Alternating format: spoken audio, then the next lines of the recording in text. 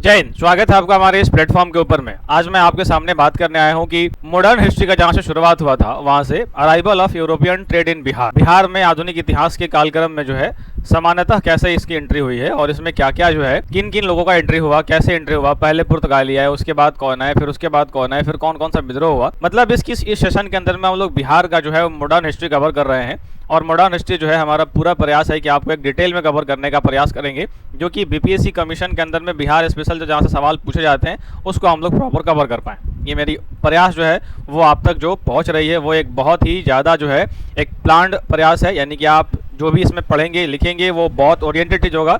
कुछ भी मैंने अलार बलार नहीं दिया है, बहुत सोच समझ करके मैंने हर कंटेंट को दिया है।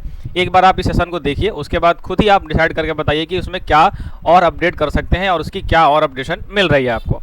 तो हमारा फिलहाल नेक्स्ट स्लाइड में आप देखिए, तो जैसा कि आप देख रहे हैं, हमारे एकदम ध्यान से समझिएगा। जब आप इस वीडियो को देख रहे हैं तो पूरा प्रयास करिए कि एकदम आप मानसिक रूप से इस वीडियो पर फोकस करें। एकदम आपका ध्यान जो है वो वीडियो पर होना चाहिए, वीडियो का कंटेंट पर होना चाहिए। बहुत ज़्यादा इधर उधर ना सोचे, ना भटके, खुद को भटकने ना दे। और चलिए शुरुआत करते हैं। यहाँ पर मैं अगर बात करूँगा तो आधुनिक इतिहास के जो है कालक्रम में सामान्यतः यूरोपियन व्यापारी के आगमन से माना जाता है कि हमारा मॉडर्न हिस्ट्री जो है वहाँ से शुरुआत हुआ है, क्योंकि यूरोपियन व्यापारी ने भारत आगमन में क्रम में बिहार का व्यापार वाणिज्य मुख्य केंद्र बनाया। इसी क्रम को आगे बढ़ाते हुए जो है विभिन्न यूरोपियन राष्ट्रों ने बिहार में अनेक फैक्ट्रियां स्थापित की और अंततः जो है अंग्रेजी व्यापारी ने बिहार के राजनीति में हस्तक्षेप कर शासन संचालन हेतु सर्वसर्वा बने। अब यहाँ से अगर बात करोगे तो कालांतर में औपनिवेशिक शासन के प्रति जो है बिहार के लोगों भी जो है वो राष्ट्रवाद भावना का प्रसार हुआ और स्वतंत्र राज्य की मांग उठाने लगी और आगे चल करके बिहार को जो है वो एक स्वतंत्र रूप से गठन किया गया। अब ये सब प्रक्रिया कैसे हुई थी, कहाँ पर हुई थी, क्या हुई थी, इस एक एक प्रक्रिया के बारे में हम लोग जो है आपके सामने प्रॉपर डिस्कस करने जा रहे हैं। तो भाई साहब एकदम से शुरुआत करिए और एकदम पूरा लास्ट तक जो है इस क्लास को आप पूरा देखना है। अब अगर मैं बात करूंगा नेक्स्ट की, तो यहाँ पर देखो कह रहा है कि पहली बार हमारे भारत में जो है वो पुर्तगालियों का आगमन हुआ था। पहली बार भारत में पुर्तगाली आए, उसके बाद ही सारा प्रक्रिया शुरू हुई। जब 1498 की घटना हुई, यानी कि 1498 में जब जल मार्ग खोजे थे पुर्तगाली ने और जब से वहाँ से मसाला का व्यापार शुरू हुआ तब से ही पूरा जो है ट्रेड शुरू हुआ और वहाँ से मुगल का पतन पढ़ते हैं हम लोग। मुगल के पतन के बाद अंग्रेजों का आना पड़ते हैं, फिर अंग्रेजों का जाना पड़ते हैं, फिर हम पुर्तगाली के जाना पड़ते हैं। तो ये जो है आपको बात करेंगे पूरा। तो पहले हमारे पुर्तगाली हमारे देश में आए थे, उसके पहले मुगल आ चुके थे, लेकिन मुगल मॉडर्न हिस्ट्री की बात की जा रही है तो मुगल जो है वो मीडिएबल के अंदर आते हैं। तो मॉडर्न हिस्ट्री यहाँ है। आपको 2 से 3 पार्ट के अंदर में पूरी की पूरी बिहार की मॉडर्न हिस्ट्री जो है वो समाप्त कर दिया जाएगा। बिहार में पुर्तगाली व्यापारियों का आगमन जो है, सर्वप्रथम बिहार में पुर्तगाली व्यापारी ही आए जो बंगाल की हुगली में स्थापित व्यापारिक केंद्र के नाव से पटना आया जाया करते थे। तो बिहार में अगर पहली बार बात किया जाएगा तो भाई, हालांकि उस वक्त बंगाल जो है वो बिहार का हिस्सा था और बिहार की बात करोगे तो बिहार जो है बंगाल से अलग हुआ तो 1912 के बाद। हालांकि ये सब मैं आपको बताऊंगा, लेकिन फिलहाल इतना ध्यान रखना। यहाँ पर बात कर रही है कि पुर्तगाली द्वारा जो है वो निर्यातित वस्तुएं में मुख्यतः चीनी मिट्टी, बर्तन, विभिन्न प्रकार के मसाले होते थे, जबकि जो है आयातित वस्तुओं का मुख्य रूप से सूती वस्त्र और अन्य प्रकार के वस्त्र होते थे। तो ये हमारे बिहार से जो है इंपोर्ट और एक्सपोर्ट होते थे। अब यहाँ से अगर आप बात करोगे पहले बिहार में जो आए वो हमारे कौन आए, हमारे बिहार में कौन है पहले, तो पहले पुर्तगाली आए। पुर्तगाली के बाद कौन गए भाई साहब, तो पुर्तगाली के बाद गए बिहार में डच व्यापारियों का आगमन हुआ। अब यहाँ से देखो कि डचों ने जो है वो 1632 में वर्तमान के जो पटना कॉलेज के उत्तरी भाग में स्थित इमारत में प्रथम डच फैक्ट्री की स्थापना की और डचों का अधिकांश रुझान जो है वो सोरे का व्यापार की तरफ रहा। तो डच जो है 1632 में यानी पटना में आए थे, बिहार में आए थे। तो याद रखना है कि अगर डच की बात किया जाएगा तो डच 1632 में आए हैं और वो भी बिहार के अंदर में, और पटना के जो नियरेस्ट स्थान है वहाँ पर सोरे का व्यापार होता था। सोरे का व्यापार अधिक रुझान में होता था। इसके अलावा चीनी, अफीम, सूती वस्त्र के व्यापार के लिए जो है इनकी काफ़ी जो है वो अभिरुचि थी। सम्मिलित बिहार रूप से जो है बिहार, बंगाल, उड़ीसा में व्यापार करने हेतु डच जो है वो प्रधान नथियस वैगडेन वरुक ने मुगल सम्राट औरंगजेब से 1662 में जो एक फरमान प्राप्त किया था। यहीं पर जो हुआ था व्यापार के लिए उनको फरमान जारी किया गया था 1662 की अगर बात करोगे तो। और डच प्रधान कौन था, नाथियस वैगडेन वरुक, इसका नाम याद रखना है। और 1662 में जो है वो फरमान जारी किया गया था किसके द्वारा, तो अंग्रेज के द्वारा। उसके बाद बिहार में, हालांकि अभी मैं इंट्रोडक्शन दे रहा हूँ, मैं पूरी डिटेल आपको बताऊंगा, लेकिन अभी एक बार इंट्रोडक्शन देख लो तब जाकर के आपको ये पता चलेगा कि हमें और क्या क्या पढ़ने हैं इसके अंदर में। अब यहाँ पर देखो कह रहा है कि बिहार में फ्रांसीसी व्यापारों का आगमन जो है, यानी कि बिहार में फ्रांसीसी कंपनियों का अस्तित्व पटना में 1764 ईस्वी के माल गोदान की स्थापना से माना जाता है। अब बिहार में फ्रांसीसी कंपनियों का अस्तित्व जो है वो कब से माना जाता है? 1764 के माल गोदान। अब फ्रांस से देखो, पहली बार अगर बात करें पुर्तगाली है, पुर्तगाली के बाद कौन सा है? डच है, डच के बाद कौन सा है? तो 1734 में बिहार में आए, फ्रांसीसी आए। अब फ्रांसीसी के बाद जो आएंगे वो आएंगे आपके डेनिश, डेनिश के बाद कौन आएगी? तो अंग्रेजी कंपनी आएंगी। तो पहले आपको याद रखना है, बिहार के अंदर अगर बात किया जाए तो सबसे पहले पुर्तगाली हो जाएंगे, उसके बाद डच हो जाएंगे, उसके बाद हो जाएंगे हमारा फ्रांसीसी, उसके बाद डेनिश और उसके बाद जो है वो अंग्रेज। और अंग्रेज के बाद जाने की अगर बात करोगे, हालांकि अगर तुम स्थापना की बात करोगे तो थोड़ा सा बात अलग हो जाएगी, लेकिन ध्यान रखना अगर आगमन की बात करें तो बिहार में जो है पहले पुर्तगाली आए, उसके बाद डच आए, उसके बाद फ्रांसीसी आए, उसके बाद हमारा डेनिश है और उसके बाद अंग्रेजी है। तो ये हमारा फ्रांसीसी की बात करोगे तो 1734 में जो है माल गोदाम की स्थापना से माना जाता है और इनका मुख्य उद्देश्य जो है बिहार में शोरा प्राप्त करना ही था और अपने व्यापार को उन्नत स्वरूप में स्थापित करना।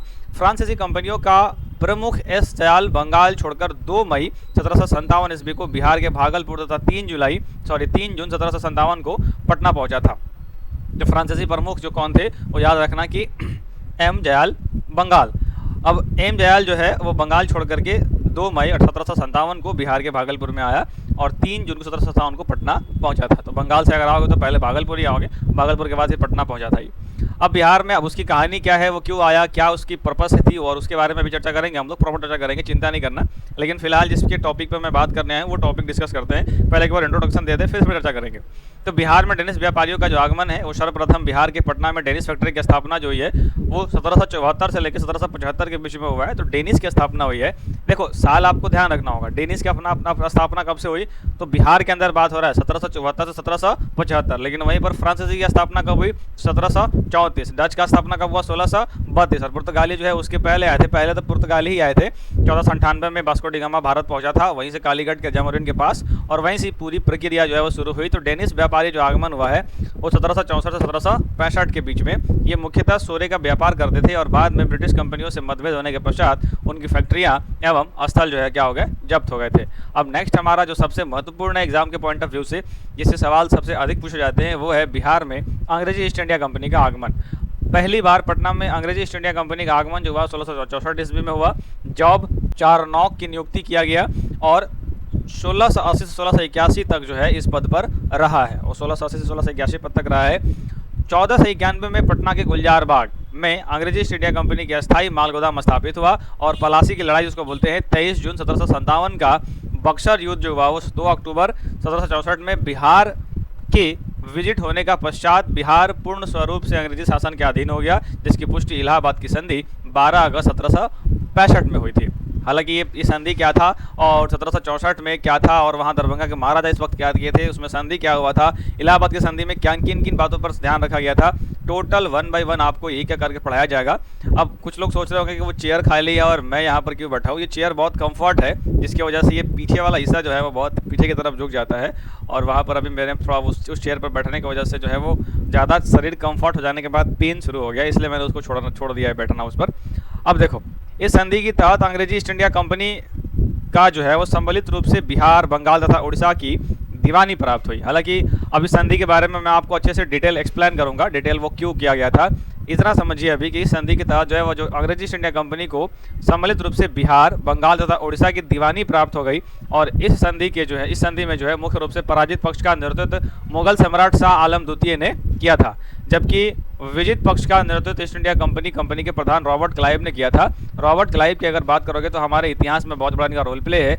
आपको अभी थोड़ा पेशेंस रखना होगा इस वीडियोज के अंदर में, मैं आपको 1 बाय 1 करके सारा डिटेल में आपको बताने वाला हूँ। अब देखो शुरुआत कहाँ से हुआ, तो ब्रिटिश कंपनियों के विरोध जो है वो विद्रोह और आंदोलन, जिससे जो एग्जाम में सबसे अधिक पूछे जाते हैं उसकी बात किया जाएगा। Major revolt and movement in Bihar against the British company. एक तरफ जहां आम जनों के प्रति जो है मुगल एवं मराठों तथा स्थानीय जमींदार की नीति जो है वो शोषण पड़क और दमनात्मक रूप ले लिया था, दूसरी तरफ अंग्रेजी ईस्ट इंडिया कंपनी ने स्वलाभ को ध्यान में रखकर जनजातीय किसानों और श्रमिक के प्रति जो है वो कठोरता पूर्वक जो है वो नियम कानून करने पर जो है वो डटी रही। देखो यार, अगर तुम इतिहास पढ़ोगे तो तुम्हें एक बात समझ में आ जाएगा कि गरीबों के नाम पर जो है वो शुरू से ही राजनीति की गई है। यहाँ पर भी अगर आम जनों की बात करें तो मुगलों ने यही बात गरीबों के लिए और गरीबों की नीति ऐसी बना दी कि जहाँ पर उनका शोषण हो रहा था फिर उसके बाद मराठाओं ने वही करा। उसके बाद जब ये सब दोनों चल ही रहा था, उसमें से हमारे ईस्ट इंडिया कंपनी वाले लोग आए और इस पर और ज़्यादा ऐसी ऐसी प्रक्रिया बना दी जिसकी वजह से गरीबों का और ज़्यादा शोषण होने लगा। अब गरीबों का शोषण शुरू से हो रहा है, चाहे वो अब समझ में आए या इनडायरेक्टली हो, लेकिन जब शोषण हुआ है तो शुरू से ही हुआ है। अतः इन सभी वर्गों ने अपने अपने अधिकार की प्राप्ति हेतु समय समय पर विभिन्न प्रकार के विद्रोह किए। अब उसमें विद्रोह में संथाल विद्रोह आ गया, मुंडा विद्रोह आ गया, बिरसा मुंडा ने किया, बिरसा मुंडा को जेल में डाल दिया गया, जेल में उनकी मृत्यु हो गई, बहुत कम उम्र में मरे गए थे। अब इन सब के ऊपर में अगर बात करोगे तो मैं चर्चा करूंगा एक एक करके। और सबसे पहला जो हमारा आ गया ट्राइबल मूवमेंट इन बिहार, यानी कि बिहार में जनजातीय आंदोलन की बात करोगे तो 19वीं शताब्दी में बिहार में जनजातीय बहुलक इलाकों, जिसमें वर्तमान का झारखंड आ गया, और ब्रिटिश सरकार तथा उसके द्वारा जो है एजेंट यानी कि व्यापारी महाजनपदों के खिलाफ और अनेक शस्त्र विद्रोह देखने को मिला था। देखिए, आदिवासियों का बहुत बड़ा विद्रोह रहा है इसके पीछे, चाहे जनजातीय विद्रोह रहा है। इन सभी विद्रोह के बारे में हम लोग एक एक दृष्टि डालते रहेंगे और पढ़ते रहेंगे ताकि हमारा एग्जाम के पॉइंट ऑफ व्यू से कोई भी टॉपिक ना छूटे। इसके अलावा हमारा जो है एक थॉट प्रोसेस बिल्ट हो, एक थॉट प्रोसेस बन सके कि हमारा हिस्ट्री का एक्चुअल निचोड़ क्या है। थॉट प्रोसेस ये होना चाहिए कि हमारा हिस्ट्री हमें जानना एकदम हमारा कंपलसरी है, एग्जाम के पॉइंट ऑफ व्यू से तो है ही, प्लस हमें भी अपना हिस्ट्री जानना चाहिए। हमारा एक मिशन होना चाहिए कि भाई मुझे हिस्ट्री अपने लिए पढ़ना है, ना कि बहुत ज़्यादा हम एग्जाम को फोकस करके पढ़ रहे हैं। हालांकि एग्जाम में तो पूछेगा ही पूछेगा, लेकिन फिर भी हमारा एक जीवन का जो है ना एक प्लान होना चाहिए जीवन में कि भाई मुझे इसको पढ़ना है। इन विद्रोह के मूल में जाने और पर कई कारण दृष्टिगत होते हैं जिसके कारण इन्हें विद्रोह करने पर मजबूर होना पड़ा। और आदिवासी जीवन पद्धति में वन तथा वनोपज का काफ़ी महत्व था और इनके आर्थिक उपार्जन का मुख्य आधार था ये। अब आर्थिक उपार्जन का क्या मुख्य आधार था, जैसे कि अगर वन में रहता था तो भाई ऐसा चीज़ें मिलती थी जो बाहर बिक जाती थी, या वहाँ से वो लोग पकड़ के लाते थे, फिर बाहर फेंकते थे, बाहर सेल करते थे। तो भाई इनके लिए आर्थिक उपार्जन वही एक तरीका है। और इस तरह ब्रिटिश सरकार द्वारा जो है जब वनों को सरकारी संपत्ति घोषित कर दिया गया, ये आदिवासियों के पारंपरिक अधिकारी को कुठारघात कर दिया। जब मान लो कि वो अपना घर द्वार सब जंगल को ही मान के और अपना सर्वाइवल चीज़ें चला रहे हैं, लेकिन अगर आप उन्हीं को सीधे सीधे जो है सरकारी जंगलों को घोषित कर दिया और कम्प्लीटली जो है एकदम आदिवासियों के लिए नियंत्रण लगा दिया, बैन कर दिया, आना जाना रोक दिया, तो भाई आदिवासियों जो है उनका उपार्जन है वो रुक गया, उनका रहना मुश्किल हो गया, वहाँ चलना मुश्किल हो गया। जंगलों से वो कुछ लाते थे, हालांकि वो जंगलों से अपना भोजन की व्यवस्था करते थे, जानवरों को मार के खाना और भी बहुत सारे तरीके, लेकिन जैसे ही सरकारी घोषित कर दिया गया उन्हें रोक दिया गया और उनकी वजह से उनको जो है भीतर उनके मन में एक विद्रोह पैदा हुआ और वही विद्रोह जो है वो बाद में चल के अंग्रेजों के खिलाफ दिखता है। जिसमें से अगर बात करोगे भू राजस्व की नवीन पद्धति से महाजनी व्यवस्था को बढ़ावा मिला तथा ऋण में कुछ चक्र और फंसकर आदिवासी अपने ही जमीन से बेदखल किए जाने लगे।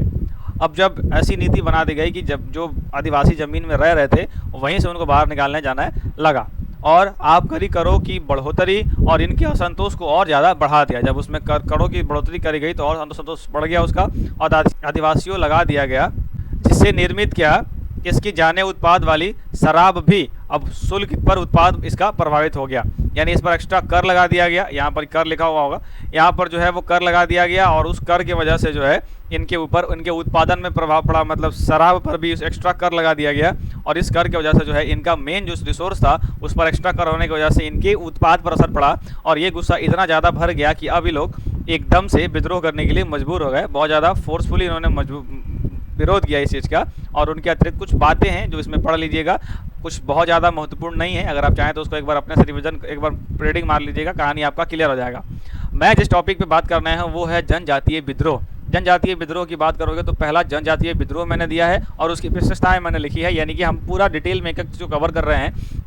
और कम से कम इतना तो आपको जो है याद रखना है। इसका पीडीएफ कहाँ मिलेगा, तो ये पीडीएफ जो है इसको डाउनलोड करने और वो इसको आपके फ़ोन में सेव करने का उपाय मैंने बता दिया है। और यदि आपको ये सब चीज़ें दिक्कत हो रहा है तो आप एक काम करो, दृष्टि का बुक खरीद लो। दृष्टि की बुक में प्रॉपर जो है आपको चीज़ें जो है दी हुई है, बस मैं उसको समझा दे रहा हूँ, मैं उसको पढ़ा दे रहा हूँ, बस आप उसको रिवाइज करते रहना, आपका क्लियर हो जाएगा। यहाँ पर बात करेंगे अगर कि तमाड़ युद्ध की बात करेंगे, तमाड़ विद्रोह जो है, इस विद्रोह का संबंध उराव जनजाति बनाम छोटा नागपुर में राजा एवं जमींदार जिन्हें ईस्ट इंडिया कंपनी का संरक्षण प्राप्त था उनके बीच में असंतोष से भी रहा। इस विद्रोह का काल जो है 1789 से 1794 तक रहा है, 1789 से लेकर 1794 तक रहा है तमाड़ विद्रोह। तमाड़ विद्रोह क्यों किया गया था ये ध्यान रखना। इस विद्रोह का संबंध उड़ाव जनजाति बनाम छोटा नागपुर में राजा एवं जमींदार के प्रति हुआ था, और इस जिन्होंने ईस्ट इंडिया कंपनी का जो जमीन संरक्षण में प्राप्त किया उनके बीच में हुए असंतोष की वजह से ये विद्रोह जो है वो किया गया था। और इसकी जो समय रही वो मैंने आपको बता दी। तमाड़ विद्रोह जो था वो सबसे बिहार का, यानी कि शुरुआती दौर में जो विद्रोह हुआ था वो था तमाड़ विद्रोह। छोटा नागपुर का पठार अभी जो है वो झारखंड के एरिया में पड़ता है, और छोटा नागपुर का पठार जो है ये बहुत इंपॉर्टेंट है। बस यहाँ ये बता दो कि छोटा नागपुर पठार से कौन सी नदियाँ निकलती हैं और कहाँ जाती है। हो विद्रोह, देखो यार, हो विद्रोह की बात करोगे तो हो विद्रोह जो है छोटा नागपुर के जनजातीय समाज ने श्री भूमि के राजा जगन्नाथ सिंह के द्वारा भूमि एवं उपज में कर बढ़ोतरी के विरोध जो है वो किया गया था। वो विद्रोह कब किया गया था? तो छोटा नागपुर के जो जनजातीय समाज के लोग थे वो सिंह भूमि के राजा जगन्नाथ सिंह के द्वारा, जगन्नाथ सिंह ने जो है वो उपज पर कर बढ़ा दिया था, और उस कर बढ़ोतरी के लिए जो है इन लोगों ने विरोध कर दिया, और इस विद्रोह का नाम रखा गया हो विद्रोह। इस विद्रोह का समय जो रहा है वो 1821 से लेकर के 1822 तक रहा है। उसके बाद कोल विद्रोह की बात करोगे तो कोल विद्रोह का क्षेत्र जो है वो छोटा नागपुर, देखो यार छोटा नागपुर बहुत इंपॉर्टेंट है, शुरू से इंपॉर्टेंट रहा है, और इसी के हिसाब से जो है हमारा एग्जाम में पूछा जाता है, क्योंकि छोटा नागपुर का पठार सच में बहुत ज़्यादा इंपॉर्टेंट है। तो विद्रोह का जो है क्षेत्र जो है छोटा नागपुर का पठार और पलामू, सिंह भूमि और मान भूमि था। यह विद्रोह जो है वो 1831 से लेकर के 32 में हुआ, और विद्रोह के जो नेतृत्व करता है बुद्धो भगत, सिया राय एवं सुरगा मुंडा रहे हैं। देखिए इन सभी सवालों के जवाब जो है आपको अभी मिल तो रहे हैं, लेकिन अगर आप इसको बार बार रिवाइज नहीं करोगे तो फिर आप भूल जाओगे। और इतना लंबा चौड़ा वीडियो हर बार देखना पॉसिबल तो है नहीं, तो मेरा राय रहेगा आपके लिए कि आप इस PDF को डाउनलोड करके और बार बार जो है वो देख लीजिए। यहाँ पर कमेंट में जाएंगे आपको तो वहाँ पर एक लिंक दिया हुआ है, अगर आपको नहीं दिया हुआ है तो आप एक बार वहाँ कमेंट करिए, मिल जाएगा, आपको लिंक मिल जाएगा, एकदम आसानी से मिल जाएगा, कोई परेशान नहीं होगा, एकदम लिटरली मैं आपसे इस बात की भरोसा दिलाता हूँ। भूमिज विद्रोह की बात करोगे तो ये विद्रोह जो है वो कंपनी के खिलाफ जनजातीय लोगों एवं जनजातीय जमींदारों का सम्मिलित रूप से किया गया विद्रोह था। तो भूमिज विद्रोह की बात करोगे तो भूमिज विद्रोह जो है वो कंपनी के खिलाफ जनजातीय लोगों और जनजातीय उम्मीदवारों का सम्मिलित रूप किया गया विद्रोह था, और इस विद्रोह में जो है 1832 ये विद्रोह 1832 में हुई थी, और इसका नेतृत्व जो है वो गंगा नारायण ने किया था। तो भूमिज विद्रोह जो है वो जनजातीय लोगों ने और उम्मीदवारों का सम्मिलित करने का विद्रोह किया गया, और साथ साथ में इसकी जो शुरुआती समय रही वो 1832 में इसकी शुरुआत रही है, और इसका नेतृत्व जो है वो गंगा नारायण ने किया था। अब आते हैं आपके संथाल विद्रोह के ऊपर। संथाल विद्रोह जो है, इस विद्रोह का क्षेत्र जो है वो वीरभूमि, सिंह भूमि, हजारीबाग, भागलपुर और बकुरा था। विद्रोह का प्रमुख कारण क्या था? तो कृषकों का उत्पीड़न था, जिसमें जनजातियों ने कृषि एवं वनों पर जमींदारों द्वारा बेदखली करना शामिल कर दिया। अब कृषकों का उत्पीड़न जो था, इन जनजातियों के कृषि और वनों के जो एरिया थे उस पर जमींदारों ने बेदखली करना शुरू कर दिया, जिससे कि इन लोगों को बहुत खराब लगा और इन लोगों ने इसका विरोध करा। इस विद्रोह के नेतृत्वकर्ता जो थे वो सिद्ध, कान्हू, भैरव एवं चांद थे, और इसकी शुरुआत जो हुई थी वो 1855 से 1856 में हुई थी, और इस समय जो है संथाल ने अपनी समानांतर सरकार की घोषणा भागलपुर राजमहल में की थी। अब संथाल विद्रोह एक बार और पूरा डिटेल में पढ़ेंगे आप, संथाल विद्रोह जो है वो पूरा कवर करेंगे हम लोग, ढंग का एकदम कवर करेंगे। तो समानांतर सरकार की घोषणा की भागलपुर राजमहल क्षेत्र में, और ये 1855-56 की घटना है। आप परेशान मत होइए, जब हम लोग पढ़ेंगे तो एकदम पूरा अच्छा से पढ़ेंगे इसको। यहाँ पर देख लीजिए कि इस विद्रोह के फलस्वरूप जो है संथाल परगना जिले का निर्माण और 30 नवंबर 1856 को किया गया। इस जिले का प्रथम जिलाधीश जो है वो एसनी एडेन को बनाया गया था, ये उस वक्त की बात है। अगला हो गया खेड़वार विद्रोह, 1870 में हुआ था। अगर यहाँ पर बात करोगे तो 1870 में खेड़वार आंदोलन आरंभ हुआ था। इस विरोध का जो है वो नेतृत्व कौन कर रहे थे? तो भागीरथ मांझी कर रहे थे, और इस विद्रोह का उद्देश्य जो है वो मुख्यतः जनजातीय परंपराओं और प्राचीन मूल्यों को स्थापित करना था। अब इसका उद्देश्य देखिए, हर किसी का उद्देश्य लड़ना ही नहीं था। कई बार होता था कि जनजातियों अपने सुधार के लिए भी लड़ते थे कि भाई मेरे में ये कमी हो गई है तो मैं अपने ही कमियों को सुधारूं, और इसके लिए भी लड़ते थे, यानी इसके लिए भी विद्रोह करते थे और उस पर अपने ही कम्युनिटी को सुधारते थे। ये भी इसकी खासियत थी। तो खेड़वार आंदोलन का जो है सफाहार आंदोलन भी कहा जाता है। तो कभी आपसे पूछ लिया जाएगा कि सफाहार आंदोलन क्या है, तो खेड़वार आंदोलन ही होता है। इसका विद्रोह जो है वो क्षेत्र संथाल परागण ने किया था। अब मुंडा विद्रोह की बात करोगे, बिरसा मुंडा की कहानी है। अंग्रेजों के विरुद्ध जो है वो 1819 में मुंडा आदिवासी द्वारा छोटा नागपुर क्षेत्र की मुंडा मुख्य जनजाति और अपने शोषण और उत्पीड़न के खिलाफ जो है बिरसा मुंडा के नेतृत्व में यह आंदोलन किया गया था। मुंडा आदिवासी के इस महान आंदोलन को उल गुलान भी कहा जाता है। तो अगर आपसे कोई पूछ दे कि उल गुलान क्या था, तो उल गुलान के लिए आपको परेशान नहीं होना। उल गुलान मतलब यही था। मुंडा आदिवासी ने इस महान आंदोलन को जो है उल गुलान भी कहा था। और 3 फरवरी 1900 को बिरसा मुंडा को चक्रधरपुर से सोते हुए पकड़ा गया और रांची जेल में इनको कैद कर दिया गया। जेल में हैजा एक रोग थी और उनकी वजह से जो है बिरसा मुंडा की मृत्यु 9 जून 1900 को हो गई थी। उस वक्त ये बहुत कम उम्र के थे। रांची से कोकड़ के निकट डिजटली पुल के पास बिरसा मुंडा समाधि है। और यहाँ से मुंडा की बात करोगे तो जमीन संबंधित अधिकारी एवं बेरोजगारी से मुक्ति हेतु मुंडा आदिवासी के हित में छोटा नागपुर काश्तकारी कानून 1908 में पारित हुआ था। अब ताना भगत आंदोलन की बात करोगे, हालांकि अब मैं जो है इस आंदोलन के ऊपर जो है आपको नेक्स्ट वीडियो में मैं बनाऊंगा। इस वीडियो में मैं थोड़ा जानबूझ के कम छोटा वीडियो बनाया हूँ। मुझे अभी देखना है कि आपका रिस्पांस कितना आता है। हालांकि रिस्पांस बेहतर आएगा ऐसा मुझे उम्मीद है। और आप जो है हमारे साथ इस सीरीज़ में कनेक्ट हो जाइए। मैं आपको पहला, दूसरा, तीसरा सीरीज जो है पूरा ला करके और आपको एक प्रॉपर ढंग का एक मॉडर्न हिस्ट्री कवर करा दूंगा बिहार का। कैसा लगा कमेंट में ज़रूर बताइएगा। और आगे की क्लास से शुरुआत करूंगा मैं, लेकिन उसके पहले मैं आपका फीडबैक चाहता हूं कि और मुझे और क्या इसमें इम्प्रूव करना चाहिए। तो धन्यवाद, यहाँ तक इस क्लास को देखने के लिए आपका बहुत बहुत धन्यवाद। मैं इसके लिए आपका कृतज्ञता जताता हूँ।